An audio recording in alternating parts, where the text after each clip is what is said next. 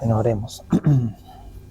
Señor, te damos gracias en esta mañana por el privilegio que nos das un domingo más de venir a este lugar para poder meditar en tu palabra.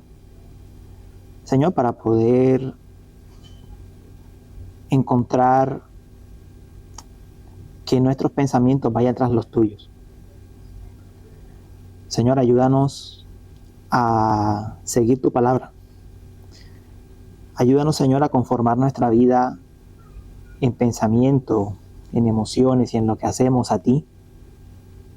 Ayúdanos, Señor, a que la luz de tu palabra traiga en nosotros el regocijo de tu salvación, pero al mismo tiempo una profunda reverencia y una profunda humildad, Señor, a reconocer tu grandeza, a reconocer tu majestad, a reconocer tu sabiduría, tu gracia, tu misericordia, tu gran poder y al mismo tiempo nuestra pequeñez, nuestra miseria y cómo somos totalmente dependientes de ti para tener todo lo necesario para esta vida, para la piedad.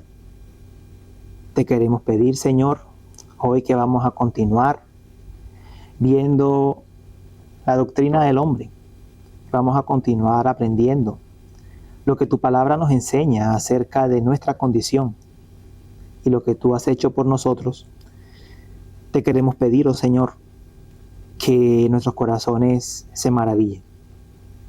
Te queremos rogar que no seamos indiferentes a lo que tu palabra enseña, sino que lo podamos atesorar verdaderamente, que podamos meditar y reflexionar en ello y podamos guardarlo, Señor,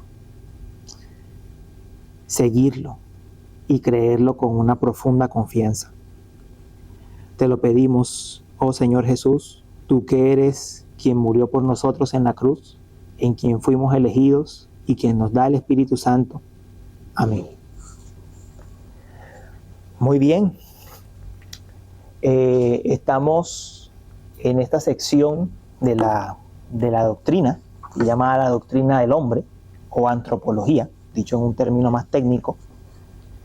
Y hemos visto que básicamente cuando vemos la situación del hombre a la luz de la Biblia, tendríamos que entenderla en 4 estados.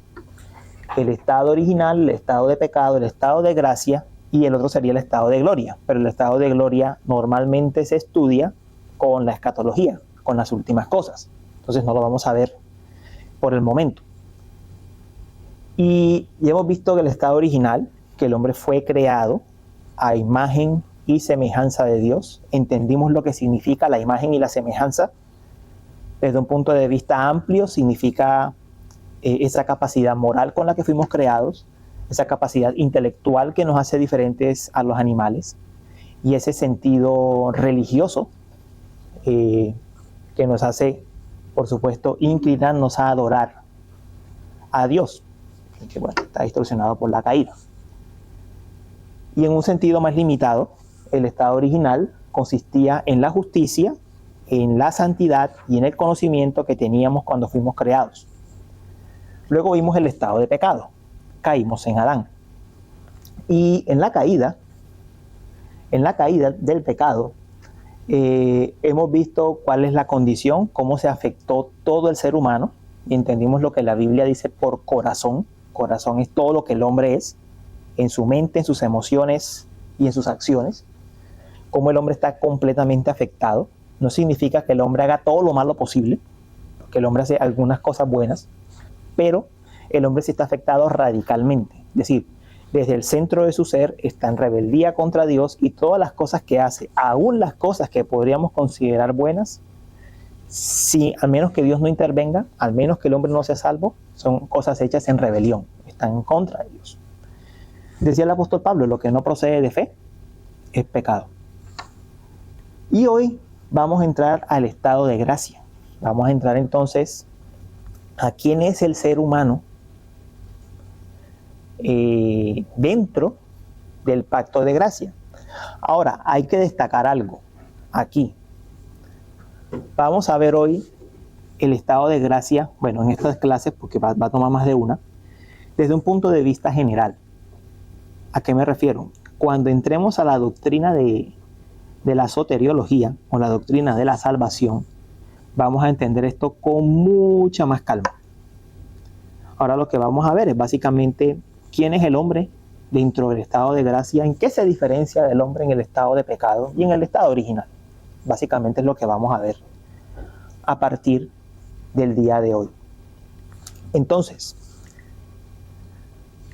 cuando hablamos del ser humano en el estado de gracia, tenemos que hablar obviamente de eso que es conocido como el pacto de gracia. Pero antes de hablar del pacto de gracia, hay que hablar del fundamento eterno del pacto de gracia, que es lo que se conoce como el pacto de redención. Este es el fundamento eterno del pacto de gracia. Es decir, el pacto de gracia lo hace el Señor con su pueblo básicamente porque hay un pacto de redención antes, que se dio desde la eternidad. El pacto de redención desde la eternidad. Perdón. Entonces, ese pacto de redención se ha conocido a través de la historia, de la teología, de diferentes maneras.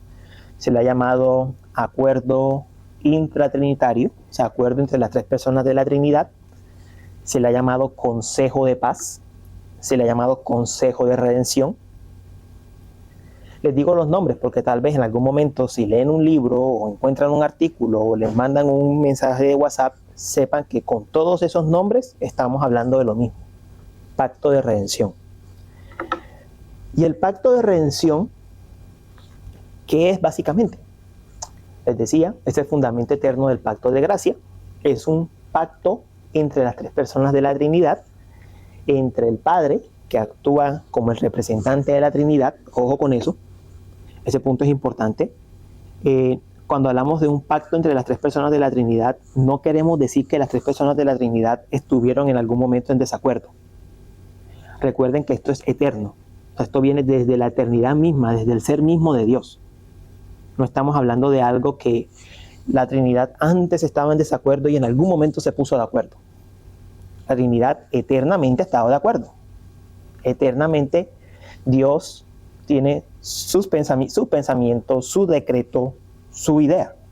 Entonces no entendamos como que hubo un momento en que Dios, Padre, Hijo y Espíritu Santo no estuvieron de acuerdo, como algunos teólogos hoy en día ya dicen. Esto es un pacto eterno y el Padre actúa como representante de la Trinidad, como representante de la Trinidad, Padre, Hijo, Espíritu Santo. Y el Hijo actúa como representante de los escogidos. Ahora, ¿representante de qué? Bueno, Dios, ya vimos el decreto de Dios. Dios decreta que el ser humano va a caer, pero decreta a sí mismo que va a rescatar un pueblo, que hay un pueblo que va a ser salvo. Entonces, Dios Padre decreta que un pueblo ha de ser salvo.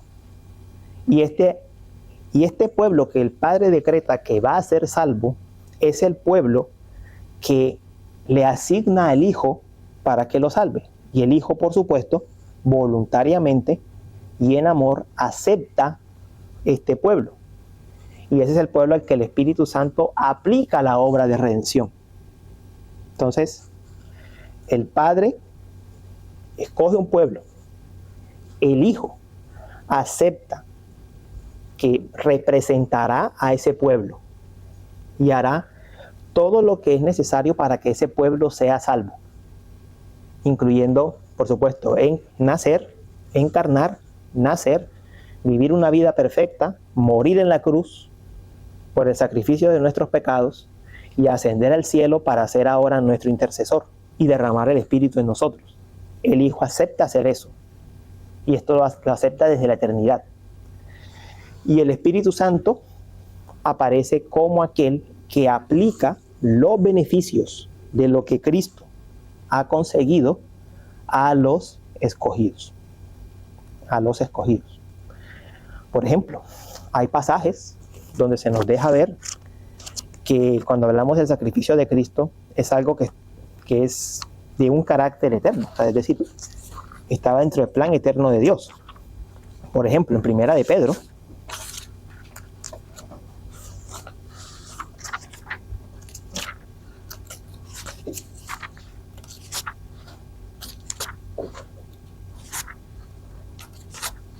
vamos a ver un par de versículos en Pedro.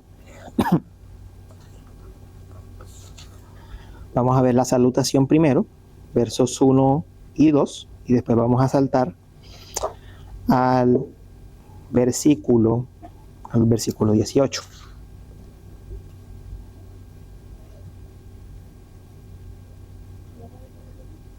Capítulo 1, versos 1 y 2, y después saltamos al 18.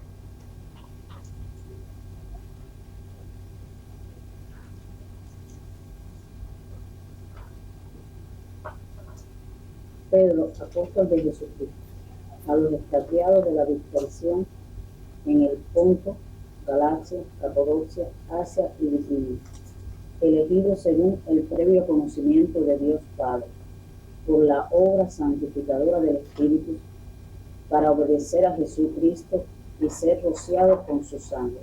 Que la gracia y la paz les sean multiplicadas a ustedes.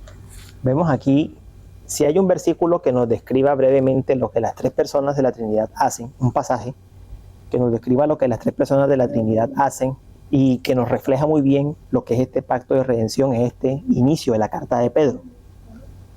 1 y 2. Nos dice del Padre que somos elegidos según el previo conocimiento del Padre.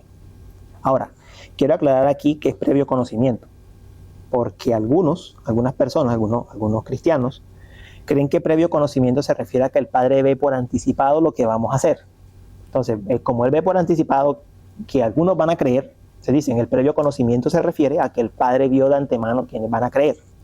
Pero bíblicamente, conocimiento significa, el término que se utiliza aquí para hablar de previo conocimiento, que es, creo que es epignosis, a lo que se está refiriendo es a que el Padre nos conoció íntimamente.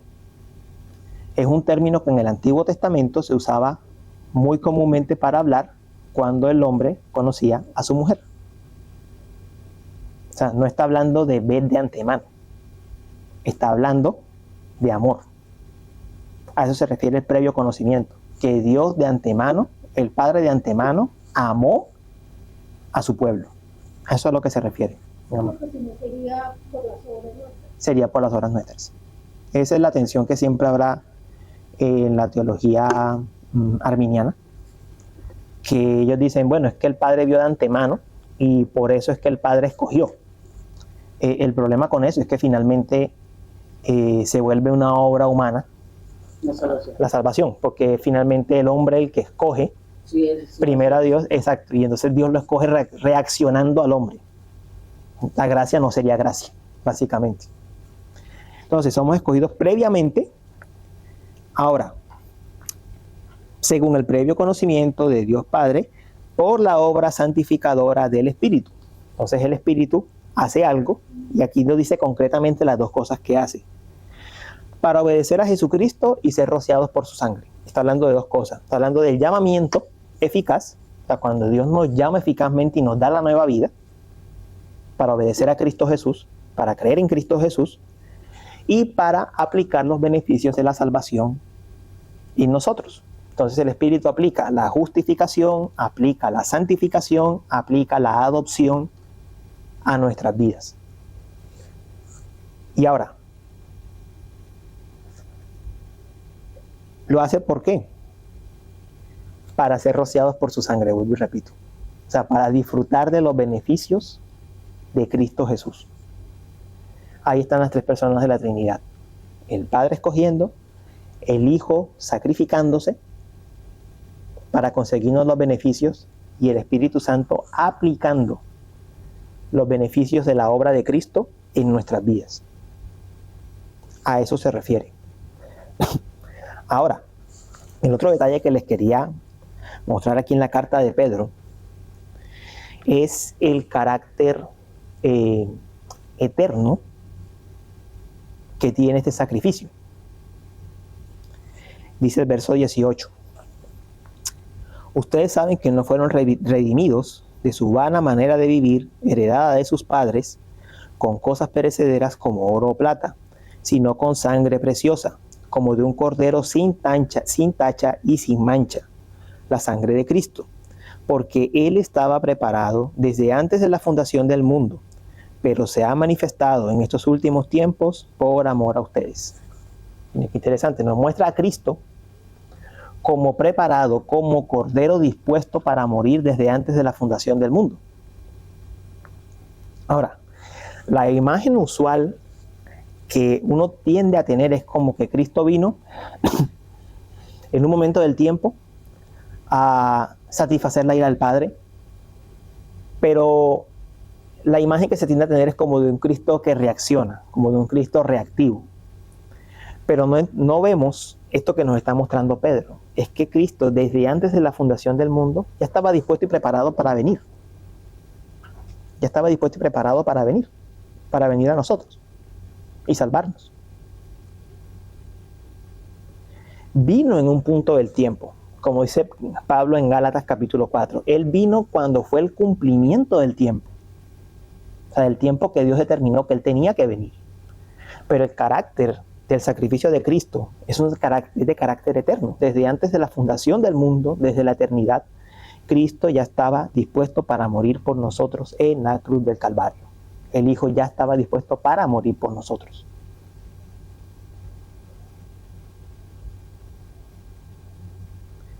De hecho, debido a que Cristo, desde antes de la fundación del mundo, estaba dispuesto para morir por nosotros, de allí es que básicamente se construye el tabernáculo y todo el sistema que representa el tabernáculo en el Antiguo Testamento. Ese es el modelo celestial que Moisés vio, según nos dice el autor de Hebreos. El autor de Hebreos dice que Moisés vio el monte celestial, él vio la copia celestial, y a partir de allí él hizo una copia terrenal, que es el tabernáculo. O sea, ¿qué fue lo que Moisés vio a final de cuentas? Él vio la representación eterna de lo que Cristo haría. Y fue lo que él reflejó en el tabernáculo. O sea, no es un plan de segunda mano, es el plan eterno de Dios. Ese es el plan eterno de Dios. Donde las tres personas de la Trinidad, desde la eternidad, desde su ser mismo, planearon esta salvación. ¿Eso en qué nos ayuda? Eso nos ayuda a entender que Dios no está jugando con nosotros.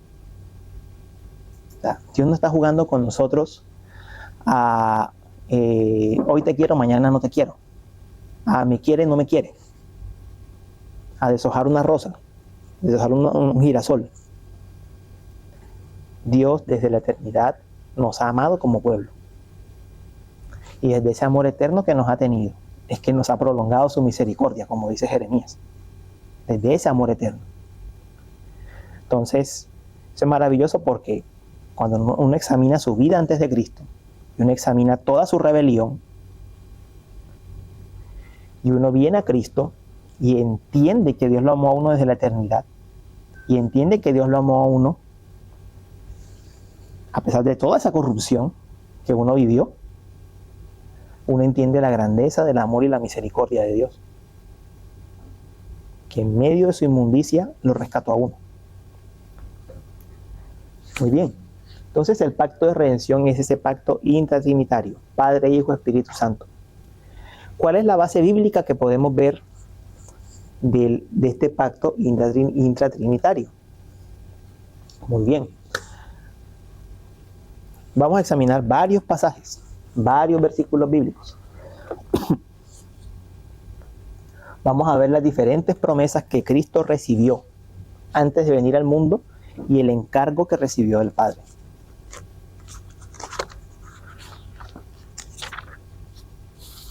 Ahí tenemos varios pasajes en el Evangelio de Juan. Vamos a examinarlos. Juan 5, Juan 6, Juan 17.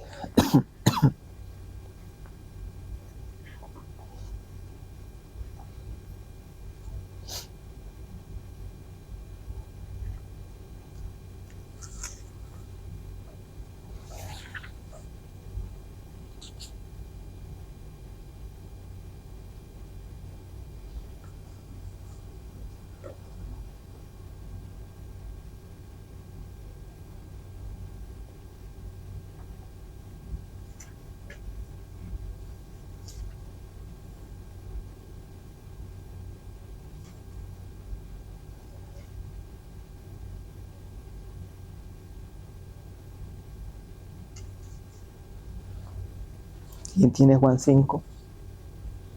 5:30. Sí.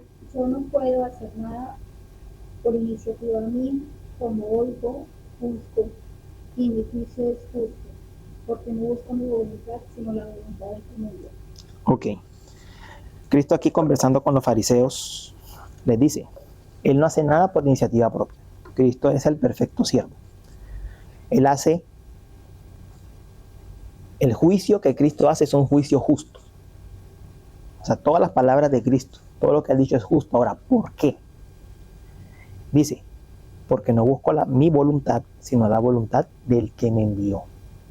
Sí. Cristo conoce la voluntad del Padre y Él hace la voluntad del Padre. El Padre lo ha enviado para hacer su voluntad. El Padre ha enviado a Cristo para que Cristo haga la voluntad del Padre. No es Cristo tratando de apaciguar a Dios de alguna forma, como que Dios no se enoje, sino Él viene a hacer voluntariamente lo que el Padre quiso. Verso 43, ahí mismo, en el 5. Yo he venido en nombre de mi Padre y ustedes no me reciben. Si otro viene en su propio nombre, a eso recibirán. Ok, claramente Él viene en nombre del Padre. Y nombre bíblicamente significa la autoridad, representación. Él viene con la autoridad, con la representación del Padre mismo. A hacer, como ya leímos, lo que el Padre le había dicho. Y viniendo de parte del Padre, los judíos no lo recibieron. No recibieron a Cristo. Bien, capítulo siguiente, capítulo 6, versículos 38 al 40.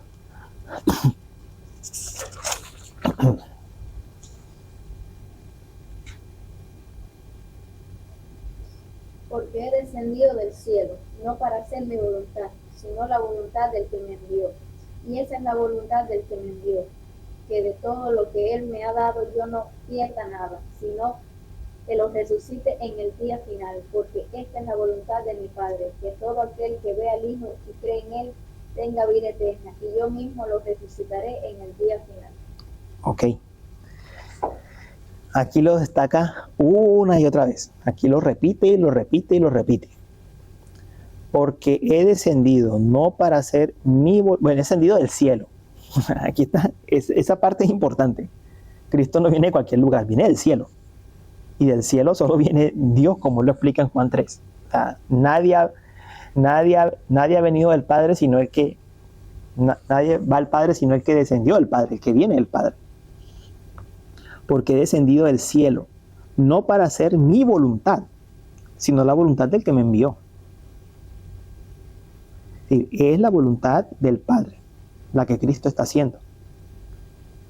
Y por eso encarnó, o sea, para eso vino al mundo, para hacer la voluntad del Padre. Entonces, es cierto cuando las personas dicen, ¿para qué vino Jesús al mundo? Para morir por nuestros pecados. Bueno, eso es cierto. Pero hay algo antes de eso. Porque vino Cristo al mundo, porque el Padre lo mandó. Eso es lo primero. Él vino a hacer la voluntad del Padre. Y en su voluntad estaba, por supuesto, encarnar, vivir la vida perfecta, morir por nuestros pecados, resucitar al tercer día.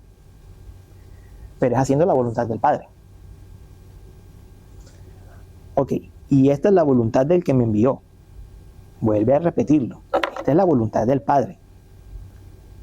Que de todo lo que Él me ha dado, miren, aquí está el término del pacto de redención que les estoy diciendo, que de todo lo que Él me ha dado, está hablando de quién, del pueblo, de todo ese pueblo que Él me ha dado, yo no pierda nada.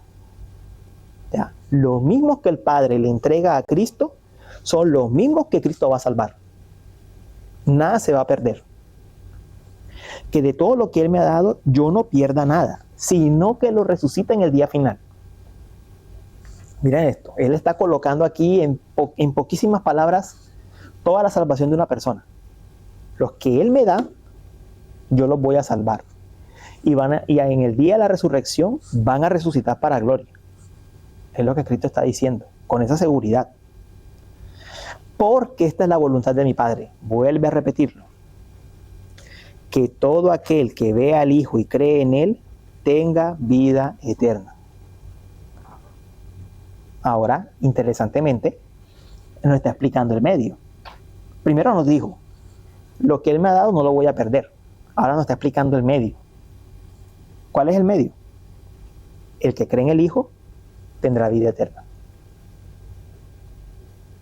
O sea, ¿cómo vemos nosotros finalmente esa salvación eterna que Cristo está describiendo? Donde el Padre eligió unos y se los entrega a Cristo. Lo vemos cuando una persona viene a la fe. Viene fe y arrepentimiento a Cristo. Todos esos que han creído en Cristo tendrán vida eterna y Cristo los resucitará en el día final. Esa es la seguridad. Y 3 veces dice en este pasaje, esta es la voluntad de mi Padre. Él viene como siervo del Padre, a hacer la voluntad del Padre. Eso es el pacto de redención. ¿Cuándo le entregó el Padre a Cristo los escogidos? En la eternidad. En la eternidad se los entregó. Este es el pueblo por el que vas a morir. Este es el pueblo que va a creer en ti. Y Cristo salvó a ese pueblo. Salva a ese pueblo. Ahora, vamos a Juan 17, la oración sacerdotal, sumo sacerdotal. Dice, yo te glorifiqué en la tierra, habiendo terminado la obra que me diste que hiciera. Y ahora, glorifícame tú, Padre, junto a ti, con la gloria que tenía contigo antes de que el mundo existiera. He manifestado tu nombre a los hombres que del mundo me diste. Eran tuyos y me los diste, y han guardado tu palabra. Ahora han conocido que todo lo que me has dado viene de ti. Porque yo les he dado las palabras que me diste y las recibieron, y entendieron que en verdad salí de ti, y creyeron que tú me enviaste. Yo ruego por ellos, no ruego por el mundo, sino por los que me has dado, porque son tuyos, y todo lo mío es tuyo, y lo tuyo mío, y he sido glorificado en ellos. Ya no estoy en el mundo, pero ellos sí están en el mundo. Y yo voy a ti, Padre Santo, guárdalos en tu nombre, el nombre que me has dado, que sean uno, así como nosotros somos uno. Cuando yo estaba con ellos, los guardaba en tu nombre, el nombre que me diste, y los guardé, y ninguno se perdió, excepto el hijo de perdición, para que la escritura se cumpliera. Tenemos aquí Más claro en el agua. más claro todavía.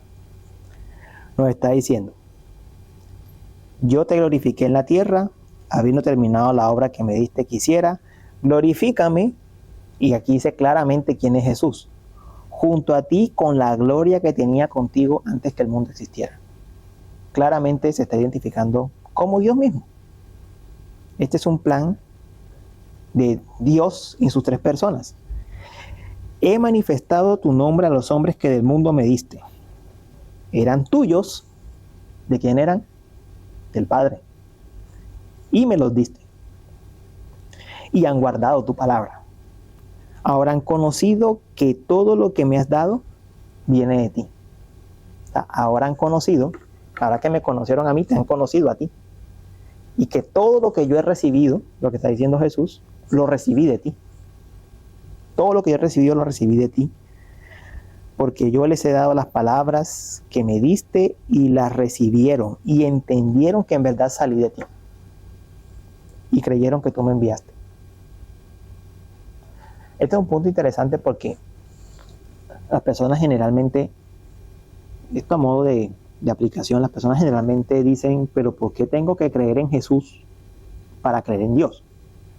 ¿Por qué tengo que hacerme cristiano y tener una fe personal en Jesús para que Dios me salve, para creer en Dios? Bueno, aquí está diciendo algo, y es que cuando tú vienes a Cristo, tú entiendes que Cristo fue enviado por el Padre, y ahí está la vida eterna. Ahí lo entiendes. Entonces, no hay manera de en este proceso saltarte a Cristo, porque solamente cuando vienes a Él es cuando entiendes que el Padre lo envió y tienes conocimiento del Padre. Antes no lo tienes. Dice, ruego por ellos, no por el mundo, sino por los que me has dado. Hace una distinción. Los que el Padre le dio a Cristo son los creyentes, no el mundo. El Padre no le entregó a Cristo al mundo, en el sentido de que el mundo entero va a ser su pueblo. Le entregó a los hijos de Dios, le entregó a los creyentes, le entregó a los discípulos. Porque son tuyos, y todo lo mío es tuyo, y lo tuyo mío.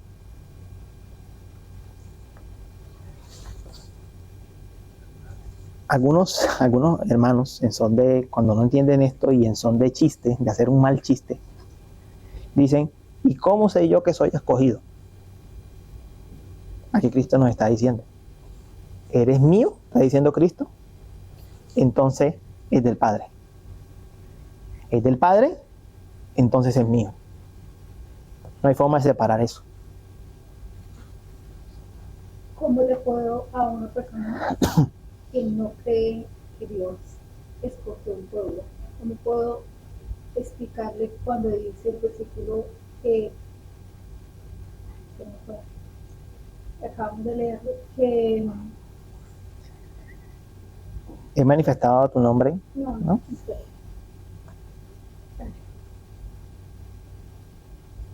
Que los que tenía, ninguno se perdió, para que ninguno se perdiera. ¿A qué se refiere? En que del grupo, o sea, de los que él le dio, no se perdieran. Bueno, ahí mismo dice algo, excepto el hijo de perdición. Ahí tenemos un ejemplo. O sea, la pregunta viene siendo ¿cuál exactamente? O sea, cuando dice que no se pierda, para que no se perdiera ninguno, o sea, si Dios escogió, pues no se va a perder ninguno. Ok, gracias. O sea, es que eso es... O sea, Sí, entiendo. Bueno, ahí van las dos cosas. Va lo que es el decreto eterno, los que Dios efectivamente ha escogido para salvación y les ha dado fe verdadera. Y tenemos un grupo más amplio de personas que profesan la fe. Y las personas entre los que profesan la fe están los creyentes verdaderos y los que no. Entonces, ¿qué sucede? Dentro de ese grupo grande hay personas que profesan la fe en Jesucristo. Dicen que son cristianos, van a una iglesia, tienen una vida cristiana. Pero de ese grupo, no todos son efectivamente los escogidos, sino los que han sido verdaderamente salvados y perseveran hasta el fin. Aquí en el grupo de los 12 tenemos un buen ejemplo. Jesús llama a 12 y estos 12 lo siguen por 3 años y medio. Ojo con eso. O sea, Judas lo sigue por 3 años y medio. Judas escuchó todos los discursos de Jesús. Judas fue el tesorero de Jesús. Judas hasta hizo milagros. Ojo con eso. Judas enseñó la palabra. Sí, era uno de ellos. Uno de ellos. Él tuvo todos los privilegios de los apóstoles, todos. Pero él era hijo de perdición. Finalmente, ¿dónde se notó su perdición? Bueno, traicionó a Jesús. El Nuevo Testamento nos da más casos. Pablo dice, Demas me ha abandonado y me ha abandonado por seguir este mundo. o sea, que el versículo habla específicamente de Judas. El hijo de perdición aquí específicamente Judas, sí, porque él está orando, hasta este momento está orando por los 12. Por los dos. Él después, más adelante en la oración, él lo extiende y habla ya de todos los creyentes, pero hasta este momento de los 12, sí.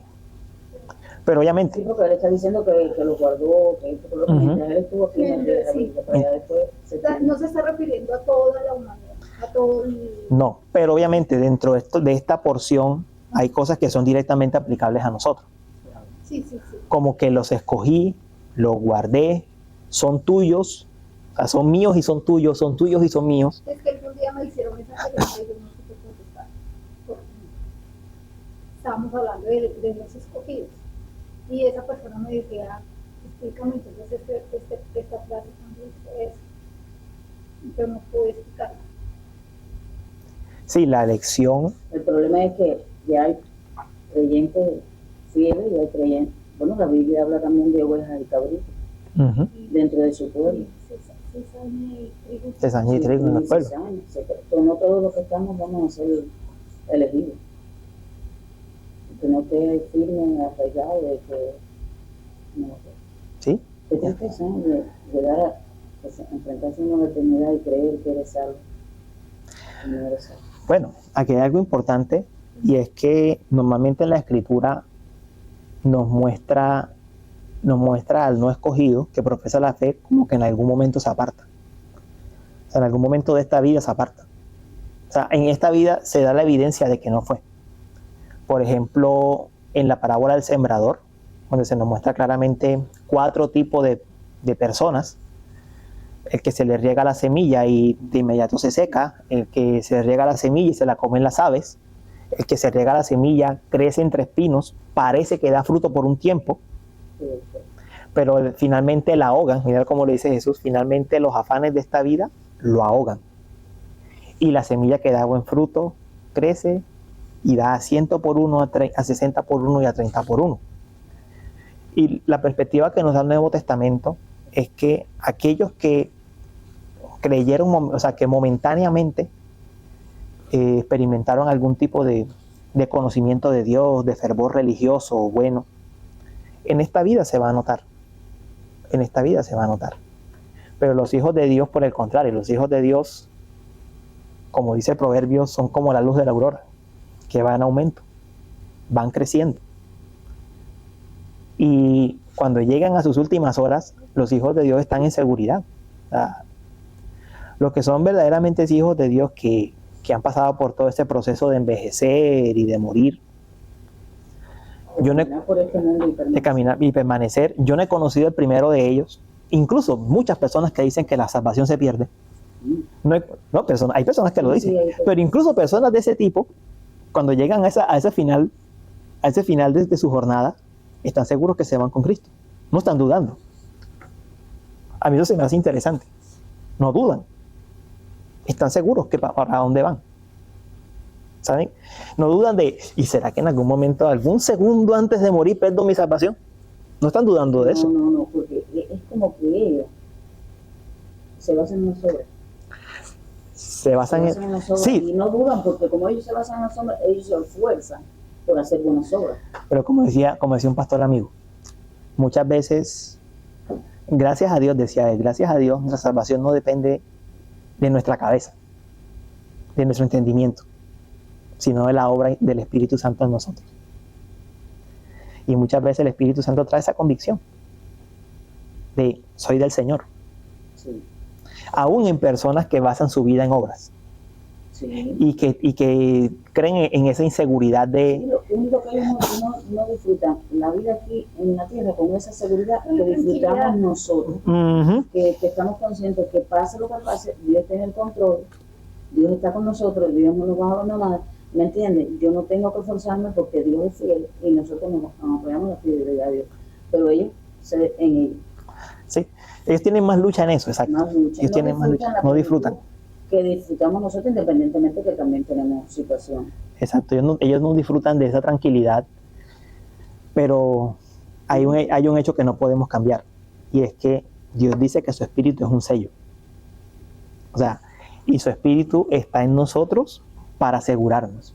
Por eso es que no debemos dedicar a esos hermanos, porque realmente allí hay hermanos. Claro, ahí el espíritu está actuando como sello. Y ahí hay personas comprometidas con el Señor. Y lo que digo, el espíritu actúa como sello, aún en que ellos mismos no sean conscientes y no entiendan muchas cosas. Sí. Pero el espíritu los tiene sellados, o sea, no depende de ellos. Es un sello, o sea, es un sello que Dios pone. Y hay más responsabilidad en nosotros que ya somos. Sí. Todos. Claro, no, yo digo, a mí me impacta mucho el testimonio de este hombre que fue a predicar, que se le murió la mujer, el niño, que la niña la dejó ella, después la niña viró, que mi mente no es para recordar todo eso, lo otro, pero ustedes saben de qué estoy hablando, viró. Él vivió una vida, viró ya bravo con el Señor, vivió una vida apartado del Señor, borracho, esto, lo otro, pero la fidelidad de Dios es tan grande que antes de morir la hija vino. La historia de Agui, la que hablábamos. Entonces eso a mí me impactó porque yo digo, verdaderamente, Dios es fiel.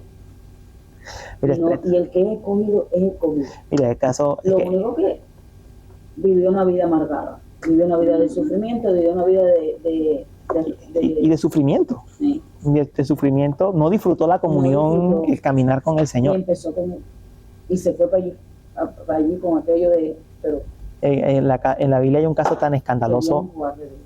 En la Biblia hay un caso tan escandaloso como el de Sansón. Eso es escandaloso.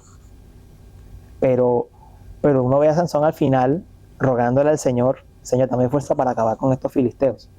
Y en Hebreos 11 colocan a Sansón como uno de los héroes de la fe. Sí. Es que eso nos lleva a cuando uno lee todas esas cosas y uno lee todo eso en la escritura, te dice verdaderamente no somos nosotros. No somos nosotros. No somos nosotros. Es Dios. Así es. Si dependiera de nosotros no. Creo que una de las escenas más bellas de los evangelios es cuando Jesús va a buscar a Pedro. Pedro negó a Jesús, se fue amargado, estaba avergonzado, no quería verle la cara, estaba sentado en una playa y Jesús va y busca a Pedro. Y simplemente le pregunta, ¿Pedro me ama? ¿Pedro me ama? Apacienta mis ovejas, apacienta mis corderos. Es una escena preciosa de cómo el Señor restaura y levanta a un hijo suyo. Y Pedro no quería volver. Pedro estaba ahí entre los 12, pero cabizbajo, como que no quería darle la cara al Señor. El Señor va y lo busca. Y paralizado hasta aquí. No más nada. Y va y lo busca. Y lo restaura y lo levanta. Y no es porque... Exacto. Y es curioso porque Pedro, no es que Pedro haya cambiado demasiado. Después vemos a Pedro caminando con Jesús, mismo en Juan 21, Pedro caminando con Jesús, y viene Juan atrás, y el mismo Pedro terco de siempre, y ¿qué hace detrás de nosotros? ¿Por qué me sigue? Como mira, la misma importancia, la misma prepotencia, si se le puede llamar. ¿Y este qué? ¿Por qué nos está siguiendo? Este niñito, porque Juan era un adolescente. Este adolescente, ¿por qué nos está siguiendo? Y Jesús le dice, ¿a ti qué? ¿Qué te importa? Sígueme tú. Entonces, cuando uno ve esos relatos bíblicos, y no solamente los ve, sino que uno tiene el Señor le da a uno los ojos para ver que uno está reflejado ahí en esas vidas. Le da uno los ojos de, sí, o sea, yo soy ese, yo he hecho eso, y el Señor me ha traído, me ha llamado, me ha buscado. Ahí cuando uno se da cuenta de esto.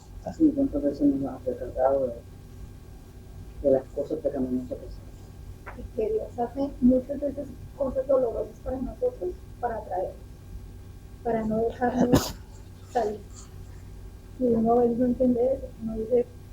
Bueno, yo he oído muchas veces y quisiera que me diera su opinión respecto a eso. Que uno dice, el que no va a Dios por amor va por dolor. Eso se refiere a los escogidos, ¿no? Porque a veces Dios tiene que traer la prueba dura para que tú vengas. Hebreos 12 dice, Dios al que ama disciplina.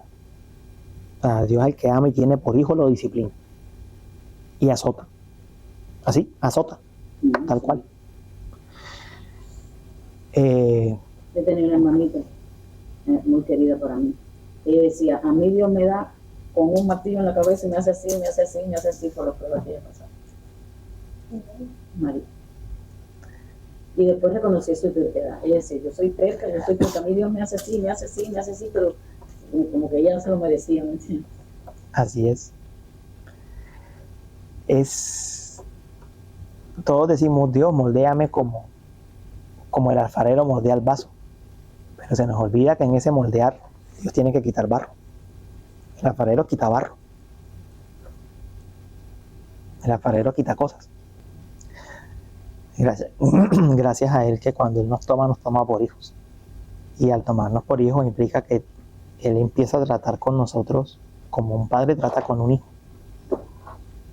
Con un hijo o con una hija. Gracias a eso, porque la salvación no es simplemente un tiquete para decir ya no va al infierno, va al cielo, sino que realmente tenemos un Padre que trata con nosotros, que realmente nos disciplina, nos reprende, nos hace ver las cosas. Gracias a Él. Gracias a Él. Bueno, amor, ¿qué hora es? 10:20. ¿Y eso cuándo sonó? No, son Diga. Bueno, para la próxima seguiremos entonces con la base bíblica del pacto de redención. Veremos qué significa que Cristo sea la cabeza del pacto. Veremos cómo Cristo es la cabeza del pacto, cómo es el fiador y cómo Él es quien provee el Espíritu que vivifica a su pueblo. Y veremos las promesas y las partes del pacto.